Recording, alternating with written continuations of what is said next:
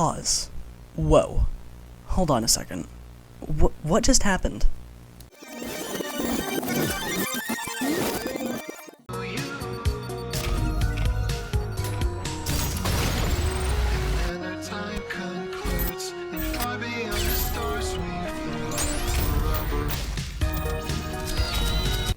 Okay, stop. What am I looking at? How did they get so precise? How does this strategy even work? How do I do that? Okay, too many questions. To answer that, we first need to actually look at the level itself. 1-4, or more professionally, Clair de Lune, is the final level in the layer of Limbo, where we first encounter V2. Story-wise, V1 has just entered Hell. Reminder, the prelude is just a lab Hell assimilated. It is not Hell, it is the entrance to Hell, and he's looking for blood. We can only imagine what goes on in his head when our red counterpart jumps through the window to face us.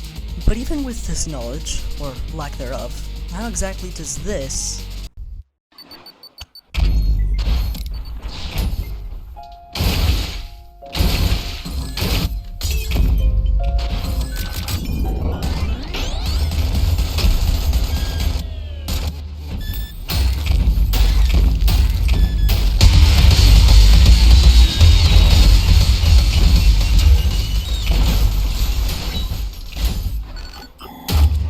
turn into this?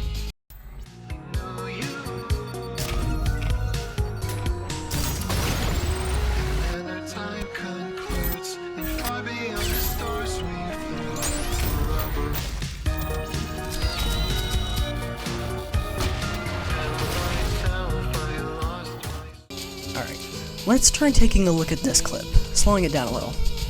I'll try to explain what this guy is actually doing and how you can do it yourself.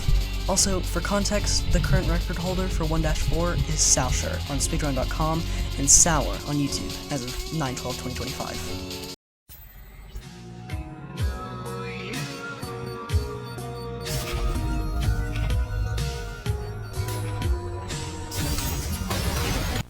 Okay, pause. We can see that Sousher used the core eject shotgun.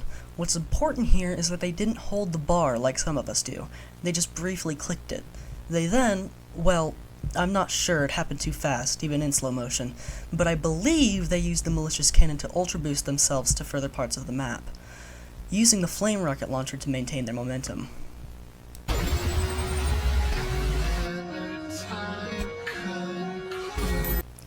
Now, what I noticed was that a lot of speedrunners like Sousher here tend to pause their run. I couldn't find anything on Google about what this does, but I'm actually like 1000% certain that it's to give themselves a moment to reorganize their heads. After unpausing, he jumps to the window to smash it with the whiplash, which I didn't know you could do. But right before doing so, he tosses a coin. Why? Well, this is something called dead coining. There are a lot of other YouTube videos explaining it in much better, more in-depth ways, but I'll give you a basic rundown. Dead coining is a simple idea, but hard to execute. If you saw my own submission for 351st place, I'm still weeping, you can see me punching coins into V2's face repeatedly.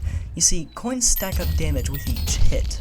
When you hit one, the damage doubles. Same goes for when you shoot a coin, except you can only do that once. Well, unless you dead coin it. Is that the correct phrasing? Dead coining it? I don't know, whatever. Now, in a coin's life, for the first 100 milliseconds, it is unable to ricochet. But, if you throw up a coin, shoot it, and in that brief timing spot of 100 milliseconds, throw another coin so the bullet ricochets off of the new coin during its dead period, before you can properly ricochet it, this keeps the coin in the air. You chain/stack it, and it saves the damage bonus for once it hits an enemy, which is how you get stuff like ricochet times 360 in the style bar. That's dead coining. I've wasted enough of your time. Let's move on.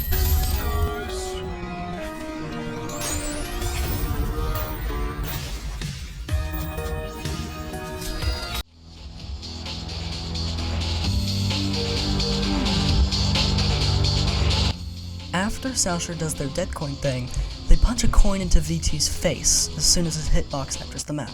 Justifiable reaction if you ask me. They then ground slam, toss a coin, jump, and punch the coin again, killing V2. Now, the boss fight isn't difficult, actually. It's the time before the fight and after your victory.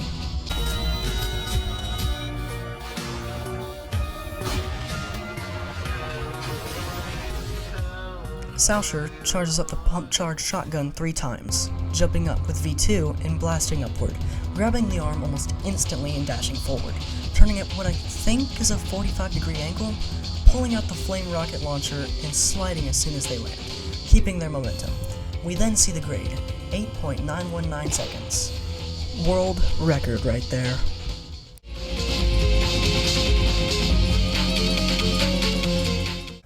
Okay, you look like you got most of that, but you're probably asking yourself, why is the aftermath the hardest part? Well, my dear uninformed little viewer, the reason is because of the map's layout. After defeating V2, the door doesn't open until you grab his arm, which is difficult to do whilst not wasting time.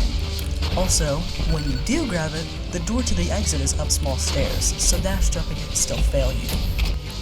Not only that, the adrenaline and panic might make you erratic and less precise, causing you to lose the run. I've experienced this myself. One of the most important things about speedrunning is to stay calm. It isn't all muscle memory, only most of it. With that brief explanation out of the way, let's finally move on to doing this yourself.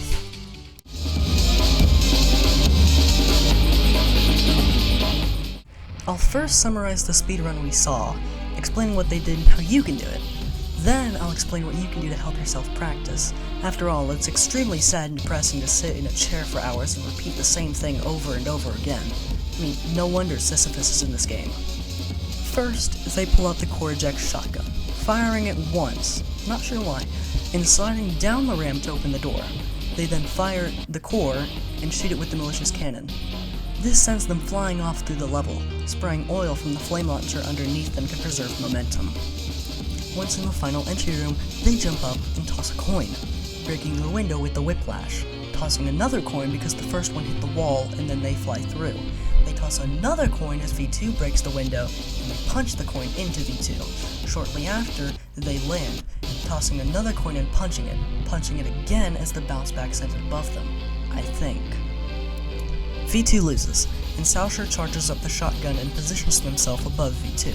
When V2 jumps up, so does Sousher, and they blast upward using said shotgun, grabbing the arm and dashing near the roof forward to the door. They ground slam and slide, using the flame rocket launcher to preserve momentum or something. I don't know, that was a bit above me. And genuinely, right after this, it's over. 8.919 seconds. Now how can I make my practicing easier? It's simple. For one, don't do the same thing every time. If something isn't working, look for other options. Secondly, take breaks. You can get burnt out easily with things like this, and if you want that record, you're going to have to make sure your body is fine with it too. Thirdly, no rush. I get the premise, speedrunning, how ironic, but seriously though, rushing through this causes panic, and one of the most important things you need to control in a speedrun is your own head. Well, that's my analysis. For some explanation, about yesterday evening, I tried and failed to beat my previous time after my first round of 20 seconds and 815 milliseconds got rejected due to not having the Steam FPS counter somewhere on screen, wasting hours of my life because I didn't read the rules. This is why you read the rules before doing crap. I didn't have to resubmit a run, but I'm petty. If you're like me, be petty enough to read the rules. Don't waste hours of your life doing something you could have finished sooner. Thanks for watching the video. I hope I helped you with your speedrun, and if not, let me know what I could have done better. Bye! Hey there, friend. The video's over. You can leave now.